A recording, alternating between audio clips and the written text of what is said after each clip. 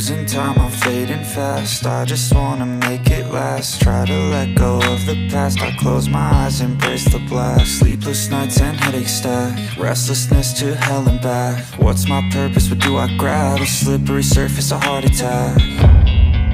And sometimes you just gotta believe there's something that'll give you relief. There's something that'll have what you need. What you need. Fala gurizada, beleza? Seja bem-vindo em mais um vídeo. Hoje estamos aqui na beira do rio, né, com a gurizadinha. Viemos molhar os pezinhos. Daí não tinha muita coisa para fazer, daí trouxe o drone também. Daí os piados estão brincando com o barco ali na frente. Eu vou tentar ver se eu consigo fazer umas imagens aí por cima. Daí agora vamos tentar ver se nós conseguimos perder o drone dentro d'água. Então, acompanha o vídeo aí. Desde já, se não é inscrito, deixa o like para fortalecer nós aí. O nosso canal está cada vez mais sendo distribuído aí pelo YouTube. Então, acompanha o vídeo aí e vamos ver o que nós faz aí. As pesadas já estão bem loucos e andar dentro da água aí. Vamos ver se nós alcançamos eles agora aí. Vamos que vamos. Acompanha o vídeo aí.